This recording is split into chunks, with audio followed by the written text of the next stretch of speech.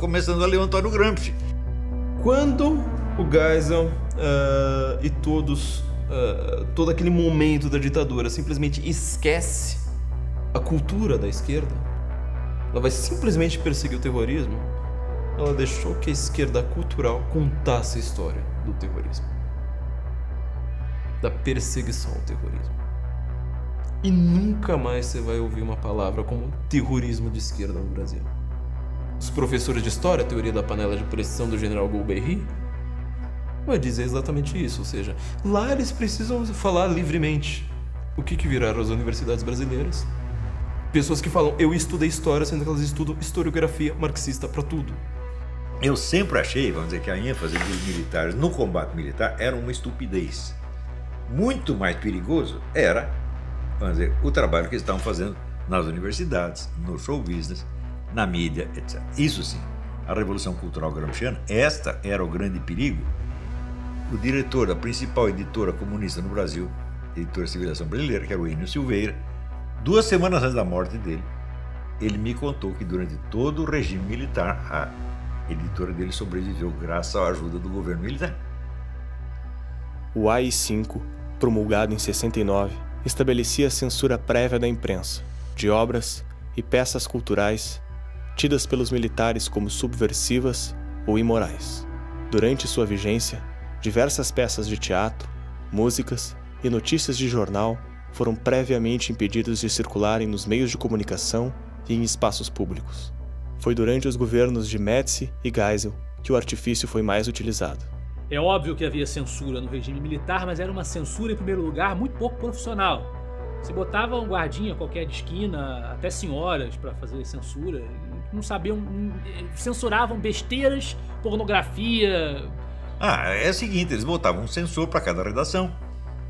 Em geral, por exemplo, ali no Estadão, o censor nem entrava na redação. Os Mesquita não deixavam ele na portaria. E ele, com lápis lá, de vez em quando, ele cortava a matéria.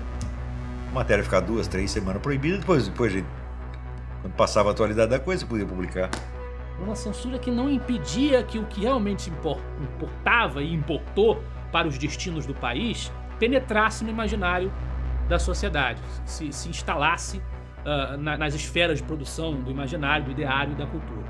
Tinha repressão, de vez em quando a polícia entrava em uma das universidades, prendia um estudante, um professor que estava ligado na guerrilha, né? Mas nunca teve um movimento de repressão violenta das universidades, de fecharem cursos, de proibir publicação de livros, etc. Isso nunca teve. Tinha gente, de vez em quando, que era presa, porque apontava alguma confusão, depois era liberado. Mas tinha comunista na universidade, na época do regime militar, como hoje, que estava há anos na faculdade, né, repetindo de ano, né, só para ficar pregando porcaria para os estudantes. Isso já existia na época. Então essa ideia do terror, da repressão, é muito exagerada. É engraçado porque as pessoas falam de regime militar e da ditadura e da censura. Primeira coisa, todas as publicações da Teologia da Libertação no Brasil foram feitas durante o regime militar. Porque ela surge durante os anos 70, fora do Brasil, escorre para todo o Brasil e para as comunidades eclesiais de base. Durante os anos 70, pós AI-5, contaminam o Brasil inteiro. Nada acontece. Ou seja, que ditadura é essa? Que todos os livros têm toda uma publicação imensa, todos os livros mais famosos do Boff, Jesus Cristo Libertador, Igreja, Carisma e Poder, os Cartas da Prisão do Frei Beto viraram best-seller no mundo inteiro e no Brasil durante a ditadura militar. Eu digo, que ditadura é essa, cara? Então, não há essa censura como se fosse uma censura geral, em que você estivesse andando na rua e dissesse, fora regime militar, e imediatamente alguém te levava para o porão do DOPS para botar no pau de arara. Que porcaria é essa? Isso não condiz com os relatos históricos. Precisamos entender que no Brasil, Picasso foi censurado, o balé de Bolshoi foi censurado, Nelson Rodrigues foi censurado, a revista Playboy foi censurada. Enfim, existia um certo moralismo na terra da pornochanchada. É que nem aquela máxima do nosso já citado, supracitado Carlos Lacerda. Você às vezes quer citar Shakespeare na terra da Dercy Gonçalves. O Brasil não é simples, então existia um falso moralismo que a esquerda cultural, soube explorar muito bem. E de fato, com o crescimento da própria censura, e uma censura muitas vezes abjeta, errando o próprio alvo, vide Nelson Rodrigues, ainda que o intelectual não fosse de esquerda, uma Raquel de Queiroz, por exemplo, ela terá queixas com o período militar. Gilberto Freire terá queixas, João Camilo de Oliveira Torres, em um período anterior, terá queixas. Gustavo Corsão terá queixas.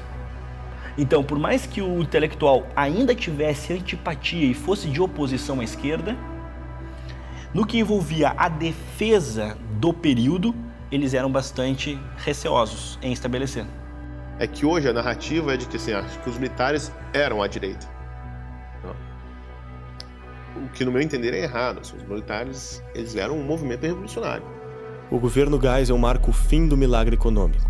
O primeiro choque do petróleo causa uma crise internacional que atingiu o Brasil frontalmente.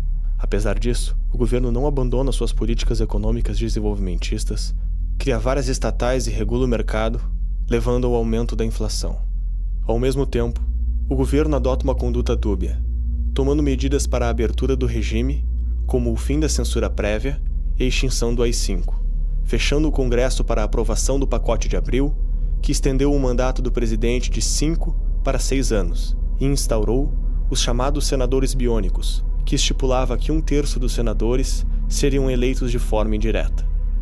Então a antipatia que ela já existia, um presidente que assumiu para ser apaziguador, que pregava quase que o fim do próprio sistema, que deu esperança de eleições diretas em um tempo muito prévio, chega a fechar o próprio Congresso. Nós temos a morte de Herzog, nós temos vários símbolos que acentuam esse desgaste que já estava sendo, digamos, capitaneado pela inflação que estava assim em níveis exponenciais. Já com a faixa presidencial, o presidente Figueiredo agradece as palavras de seu antecessor e acentua: é meu propósito inabalável fazer deste país uma democracia. As reformas do eminente presidente Ernesto Geisel prosseguirão até que possam expressar-se as muitas facetas da opinião pública brasileira, purificando o processo de influências desfigurantes e comprometedoras de sua representatividade.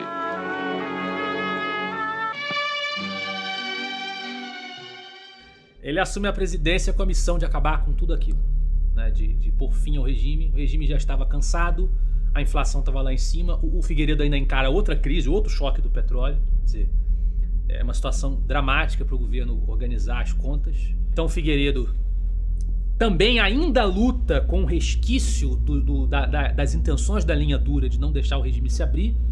A gente tem o atentado do Rio Centro no governo Figueiredo, que muito provavelmente foi coisa da linha dura e não da extrema esquerda, né?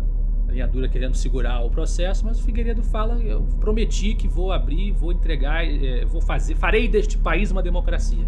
Entre as propostas da abertura democrática de João Figueiredo estava a anistia, que perdoava os crimes cometidos na guerra civil entre militares e comunistas. Espero ver os anistiados reintegrados na vida nacional. O que a lei da anistia determinava era que passamos a borracha para todos os lados, para a sociedade poder se pacificar e seguir em frente, e depois, aos olhos da história e não da justiça, né, as pessoas julgarão os fatos, as circunstâncias, as escolhas difíceis que as pessoas têm que fazer em contextos diferentes, entendendo que o mundo era um mundo diferente. Sem isso, haverá injustiça e anacronismo, sem sombra de dúvidas. E voltam lideranças que eram todas de esquerda. O próprio Brizola era uma delas. O Geisel e o Golbery, inclusive, preocupados com a volta iminente do brizolismo, quando houvesse essa anistia, eles até com isso, eles facilitavam a atividade sindical, por exemplo, do Lula. A greve de trabalhadores organizada, principalmente na região do ABC, nós vamos ter um impacto muito grande, tanto é que nós temos a época da greve, no artigo definido, a greve.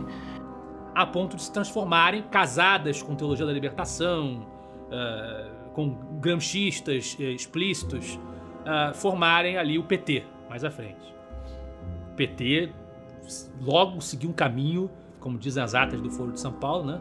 fazer na América Latina o que não deu certo, o que não funcionou no leste europeu. Tá lá na ata deles. Morre o Jango, morre o Lacerda e morre o Juscelino Kubitschek. E o Brasil acaba não tendo muitas alternativas de um centro ou de uma direita mais, de um anticomunismo mais liberal. Então, Figueiredo